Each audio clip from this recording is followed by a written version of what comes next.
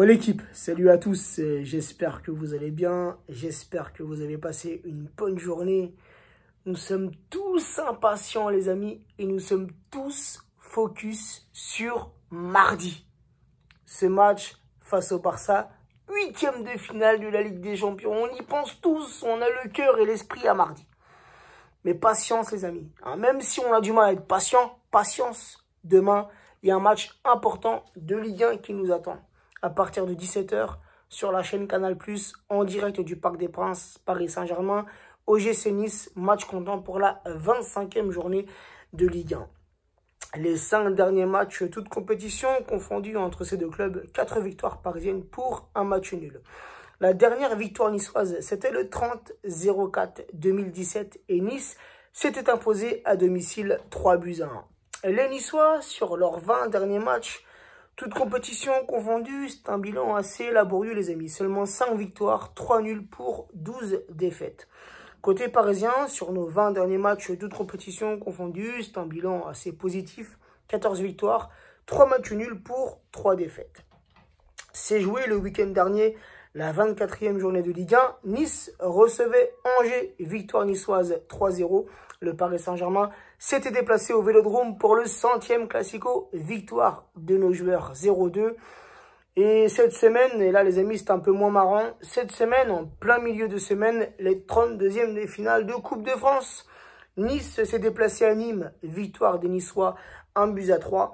Le Paris Saint-Germain s'est déplacé à Caen, victoire parisienne 0-1. La qualification pour les 16e, c'est une bonne chose, puisque nous sommes champions en titre de cette compétition.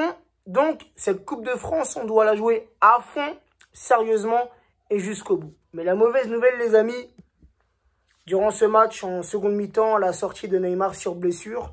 Alors, au départ, j'ai cru à une sortie de Neymar sur un coup d'énervement. Mais en fait, Neymar a été touché à l'adducteur gauche.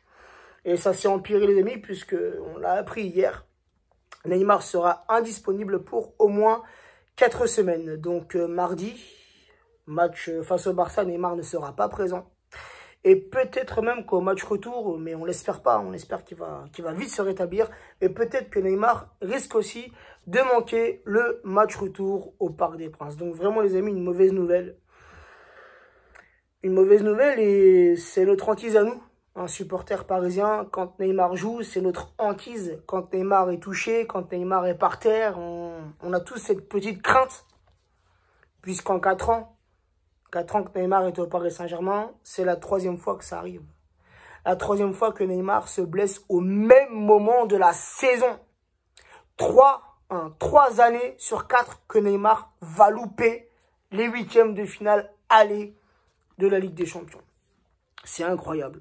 Certains parleront d'un malheur, d'une malédiction, d'une poisse. J'appellerais ça tout simplement le destin, les amis. C'est comme ça. Alors, depuis hier, il y a un débat entre supporters parisiens. Il y a un débat à savoir si Neymar aurait dû ou pas jouer ce match contre Caen. Alors, certains penchent pour le oui, puisque Neymar est un compétiteur. Neymar veut jouer tous les matchs, ce qui peut se comprendre. Il aime le foot, c'est son métier. Il est payé aussi pour ça. Et d'un autre côté, tu as des supporters qui viennent te dire que non, absolument pas. Déjà que Neymar avait été touché par une petite gastro. Donc Neymar, il fallait absolument le préserver pour mardi, pour le Barça. Car oui, Neymar est venu au Paris Saint-Germain, les amis, c'est pour la Ligue des Champions. Non pas pour la Coupe de France. Ce qui peut aussi se comprendre, les amis. Donc je suis assez partagé. Mais c'est vrai que connaissant...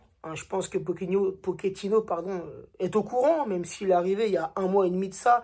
Et c'est très bien ce qui s'est passé les années précédentes. C'est très bien que Neymar a subi plusieurs blessures. Il le sait, on sait très bien que Neymar est assez fragile. C'est pas méchant, c'est pas péjoratif. Neymar est un joueur fragile. Et qui peut venir dire le contraire, les amis? C'est un joueur de classe mondiale, c'est un joueur technique, c'est un dribbleur. C'est un buteur, c'est un excellent passeur, il a une très bonne vista, son jeu, il est magnifique, il fait rêver. Mais c'est un joueur fragile.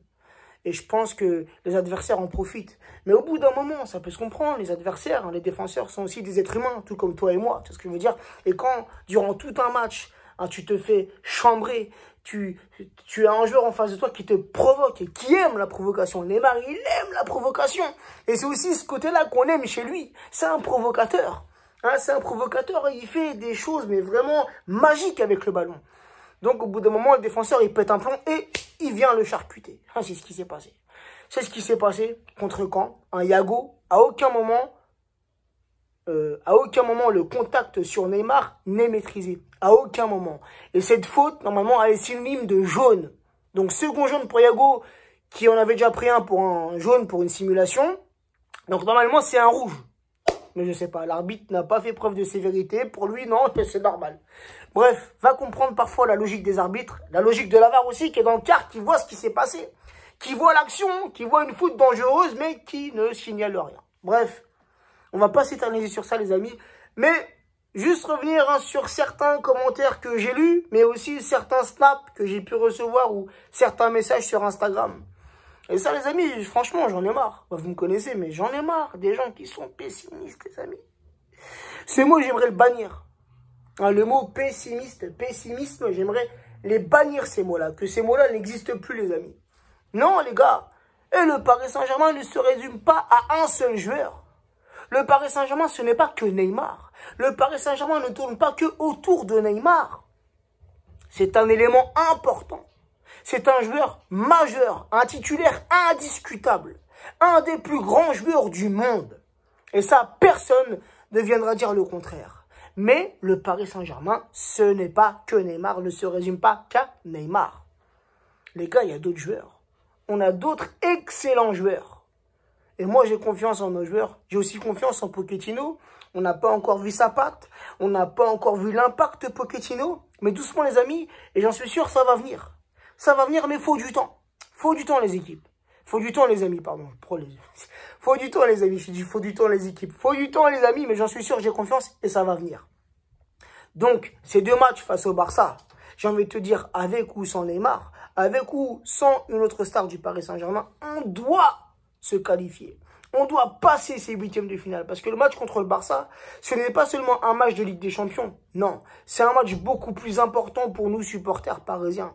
On a une vengeance à prendre. Une revanche, les amis. Une vengeance, une revanche. On a une remontada, une blessure à cicatriser.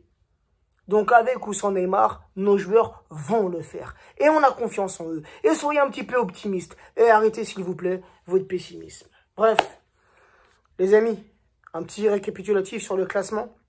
Le Paris Saint-Germain qui pointe à la 3e place avec 51 points, 16 victoires, 3 matchs nuls, 5 défaites, 55 buts marqués pour 14 buts encaissés. L'OGC Nice qui pointe, on va dire, au milieu de tableau, un peu dans la seconde partie du tableau, à la 13e place avec 29 points, 8 victoires, 5 nuls, 10 défaites, 10 buts marqués. Seulement 10 buts marqués, c'est faible. En 25 journées, 10 buts. 10 buts, ah, c'est très très faible. Et 27 buts encaissés. Donc moi les amis, pour demain, je suis confiant. Hein, même encore une fois, sans Neymar, sans Di Maria qui est blessé, il n'y aura pas Neymar, pas Di Maria, pas de Bernat, pas de Verratti, pas de Rafinha. Donc même sans ces joueurs-là, les amis, contre Nice, logiquement, à la maison, on doit tout de même s'imposer. Mais j'espère voir du beau jeu. Car c'est bien beau les 3 points. C'est bien beau une victoire, les amis. Mais j'aimerais aussi voir du beau jeu. Contre Caen, on s'est fait chier. On va pas se mentir, c'était ennuyant. Donc voilà les amis, je sais pas, il y a un problème. Là, cette année, cette saison, il y a un problème. Dans le collectif parisien, ce n'est pas flamboyant. Et encore une fois, cette saison, on ne fait peur à personne. Donc demain, précaution les amis. Précaution, mais je suis confiant et je pense qu'on va s'imposer 3-0 à la maison. La petite compo que je verrai pour demain, et je vais terminer sur ça, parce que 10 minutes sur un avant-match, ça fait un peu long. Donc si on part dans le système que Pochettino met en place depuis quelques matchs, le 4-2-3-1, je mettrai Navas. Ça les gars, c'est le point positif. Et oui les amis, il n'y a pas que du négatif.